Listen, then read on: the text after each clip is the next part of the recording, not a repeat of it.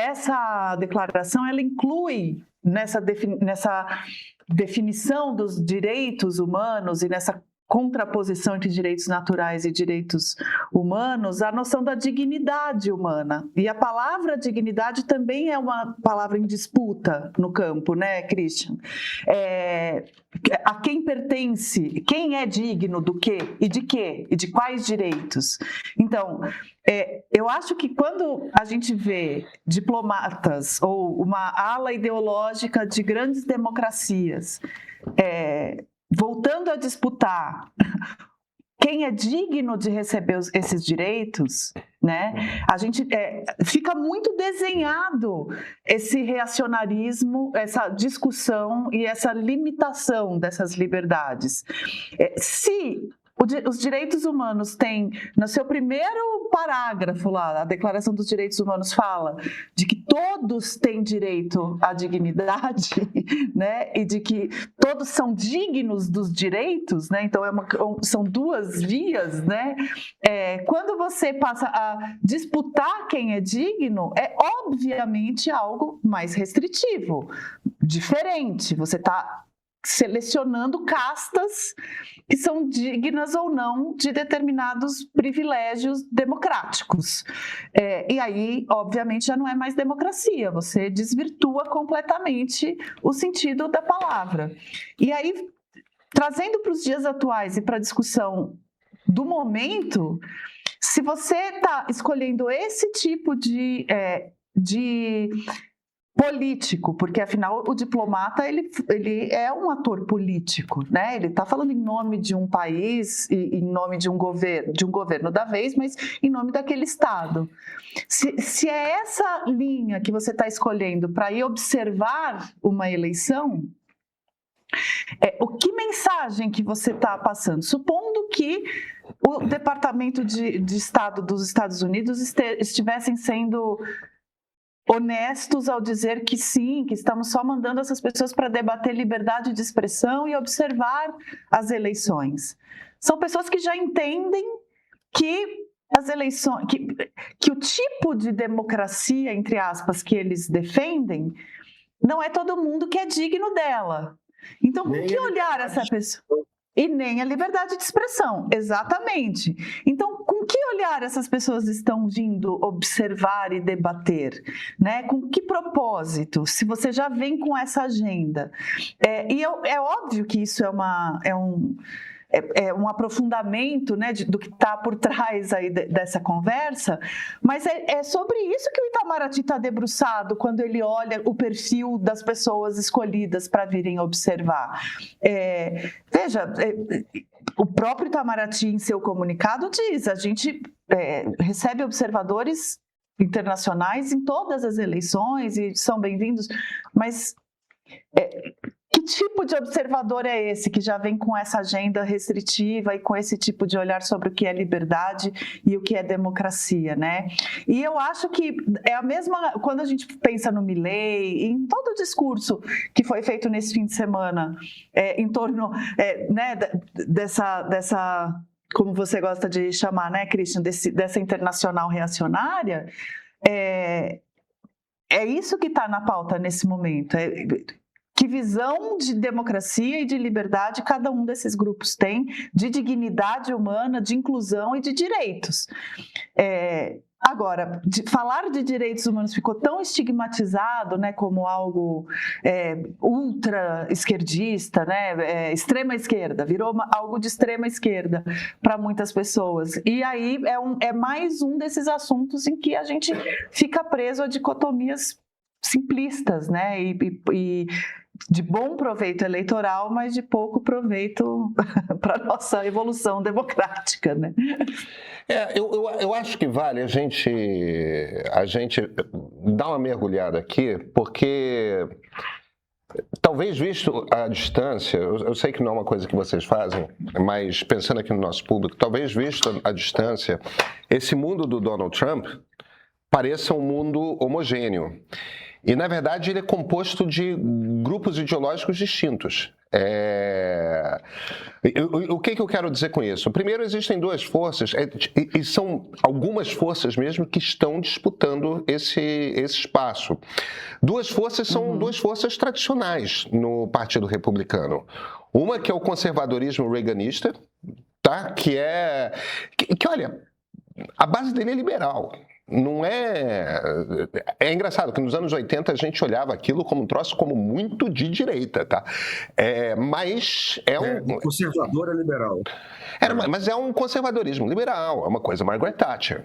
Mas é liberal. É isso. Tipo, o Reagan não tinha dificuldade em atravessar a rua, ir para o Capitólio e conversar com o presidente da Câmara, que era o Tip O'Neill, que era um democrata johnsoniano, da época do LBJ, do Lyndon Johnson. E o Reagan tinha total facilidade. Ele e o Tip O'Neill conversavam o tempo todo. E o Tip O'Neill deve ter sido o melhor presidente da Câmara desde o próprio Lyndon Johnson nos anos 40 e 50. Então, o Reagan não tinha. O Reagan era um cara que falava que o natural dos Estados Unidos é abrir as fronteiras e receber imigrantes. Quer dizer, aquela imagem Estados Unidos padrão, isso estava na cabeça do Reagan o tempo todo. Ele era super conservador, tá? Ele era um cara de direita. Na base do comportamento, ele era um cara profundamente conservador. Mas ele não era anti-americano, como muitos desses movimentos são. Anti-americano no sentido anti a Revolução Americana, né? Anti os princípios da Constituição Americana, anti os princípios da própria Declaração de Independência Americana. Aí você tem um segundo grupo, que é um grupo mais conservador, mas que também é antigo, que é o que a gente pode chamar de um nacionalismo cristão protestante, entendeu? Que é uma coisa que vem ali dos anos 60 e já tinha uma pegada encostando no reacionarismo, entendeu? Que é desses pastores, é uma coisa que meio que nasce com os televangelistas, né? Quando esses pastores estrelas começam a ir, e aí eles começam a ter... Marcito, desculpa, você desliga só o som da Flávia enquanto ela estiver batendo? Perdão, é que fica... Desculpa. Não tem problema. É que deve estar muito perto do microfone, aí eu me distraio, é culpa minha. Mas você pode escrever... Meus dedinhos suaves. O Marcito pode desligar aqui o seu som enquanto você está batendo, aí ele abre quando você for falar. E você pode escrever à vontade, Flávia. Isso faz parte do trabalho de fazer o programa, fazer pesquisa e tudo mais. Faz. Eu sei. Estava pesquisando, exatamente. Claro, eu sei disso, eu faço a mesma coisa. Está atrapalhando Flávio Christian. Cumprindo aí com o combinado. Aí, segundo, você tem esse nacionalismo cristão, que é um troço antigo, pega mais numa coisa de um Estado que quer se meter um pouco em como que as famílias se organizam no cotidiano, mas é uma coisa antiga também. Aí você tem outros pedaços que são os bichos novos. Primeiro você tem a coisa maga, o Make America Great Again, né? Do Stephen Bannon, do Stephen Miller, né? Que é aquele secretário, que é aquele cara... que é uma coisa que traz a doutrina Monroe de volta, entendeu? Mas que é uma coisa proletária também, não é uma coisa de milionários e bilionários, é uma coisa, os trabalhadores americanos, é um troço que às vezes pode se confundir, inclusive com certos discursos de esquerda, tá? Porque é uma coisa muito preocupada com os direitos do americano pobre que está sendo usurpado por esses estrangeiros todos que estão nos invadindo. Nós precisamos de novo de um país grande para o americano comum, mas que tem uma pegada, tem um lado ali que gosta do expansionismo americano, que é um expansionismo de domínio, não é um expansionismo de integrar, né? É uma coisa de... A gente não tem que obedecer lei internacional. A gente tem que pensar nos Estados Unidos. Os Estados Unidos que pensa apenas nos Estados Unidos, não esses Estados Unidos que quer espalhar o seu sistema pelo mundo. Aí você tem um outro bicho completamente diferente, que é essa direita do Vale do Silício. Esses caras são neoplatonistas. O que eu quero dizer com neoplatonista é aquela ideia do Platão do rei filósofo.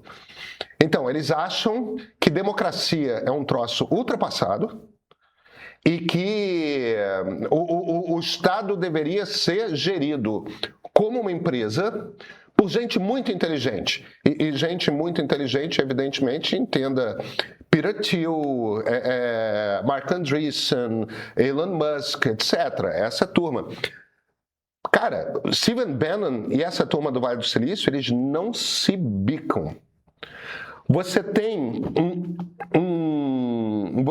então uma coisa que é esse tomismo. O próprio J.D. Vance é desse catolicismo radical.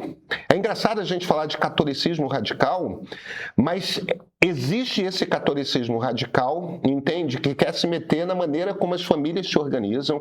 É uma coisa que precisamos voltar a ter famílias grandes, que tenham muitos filhos, filhos de bom sangue americanos, etc, etc, etc. E você tem, claro, aquela coisa que sempre existiu também nos Estados Unidos, que é o nacionalismo branco, o nacionalismo WASP, que é o que está por trás da Ku Klux Klan, que possivelmente é a coisa mais parecida com o fascismo americano que existiu e que ainda existe, mas é minoritário. Esse nacionalismo branco, ele é mais minoritário. Por que eu estou falando disso? Porque quando você olha para um governo americano, é uma mistureba dessas coisas todas. Quando o Trump, por exemplo, avança contra o Irã, a turma do Steve Bannon fica puta. Eles não querem esse negócio, eles não querem defender esse negócio. Não, América para os americanos, tem que se focar aqui. Assim como eles ficam com raiva da coisa da presença do Musk, etc. Por quê? Porque a turma do Vale do Silício quer um estado pequeno, que é um estado mínimo e gerenciado, enxuto. Não é o que Steve Bannon quer. Steve Bannon quer um estado grande para os americanos. O ponto que eu estou fazendo aqui é o seguinte: cada um tem um objetivo diferente nesse jogo. A leitura que eu faço, o Marco Rubio é um cara que é um reaganista. Ele é um cara que tem cabeça de Reagan na formação dele. Agora, o que ele está fazendo lá? E o que ele está fazendo lá com essas... com essas ações imperialistas, essencialmente? Provavelmente, essa é a minha leitura, o Rubio é um político da Flórida, filho de cubanos. O objetivo dele é esganar, o objetivo dele é política local, tá? Na cabeça dele, que é esganar qualquer tipo de ajuda a Cuba. E o que sobrou foi o Brasil, com o governo Lula. Porque o governo Lula tem essa bizarrice, né? O governo Lula se apega a certas coisas e acha que tem que ajudar Cuba, ajudou muito. E é uma coisa que é feita para ajudar mesmo, porque, sei lá, Zé Dirceu chora quando chega em Cuba emocionado, porque tem esse fetiche ainda da esquerda brasileira pela Revolução de 59. O ponto que eu estou fazendo existe um ataque ao Brasil? Existe. Mas essa direita radical americana, ela na verdade não é uma direita radical, são muitas direitas radicais com objetivos diferentes. E no fim das contas, a única coisa que elas de fato têm em comum todas têm em comum o mesmo inimigo. E esse inimigo é a democracia liberal, tá? Essencialmente. Um algoritmo que decide sem te avisar quem vai ser seu inimigo hoje. Uma rua em Jerusalém que carrega 3.000 anos de disputa embaixo do asfalto. Um Brasil que vota olhando para a terra que planta. Outro que vota olhando para a fila do banco. No ponto de partida sério, eu investigo assuntos essenciais para compreender e lidar com os desafios do mundo contemporâneo, num formato que o programa semanal no YouTube não permite. Tudo começa em A Sociedade que o Algoritmo Criou. Um olhar para o mundo e o indivíduo numa busca da razão pela qual sentimos que as pessoas ao nosso redor estão cada vez mais polarizadas e vivendo em bolhas. Depois desse capítulo, tivemos o lançamento de 3 episódios sobre Israel e Palestina. Um conflito onde quase todo mundo já chega com o lado escolhido, mas que eu fui a campo entender as raízes. Passei 10 dias em Israel, entrevistei gente dos dois lados, caminhei pelas ruas onde nasceu essa guerra, para compreender essa complexa realidade. Então eu voltei a olhar para casa, com nós brasileiros. No primeiro episódio, A Sociedade, eu parti de uma pergunta que parece simples. Por que o Brasil parece tão dividido? A resposta, no entanto, de simples não tem nada, porque eu descobri que o Brasil está dividido em 5. 5 formas de viver o país. 5 formas de votar nele. E se são 5 Brasis, por que ainda tentamos caber em só 2 partidos? O episódio vai tentar explicar. No segundo episódio, os partidos, eu volto à origem do nosso sistema partidário para entender por que ele já não representa o país que existe hoje e como podemos voltar a conversar sobre política. 3 grandes arcos. E não para por aí, tá? Em breve, novos episódios. Eu sou Pedro Doria, editor do Meio. E esse é o Ponto de Partida, a série. Comece a assistir no streaming do Meio, exclusivo para assinantes premium.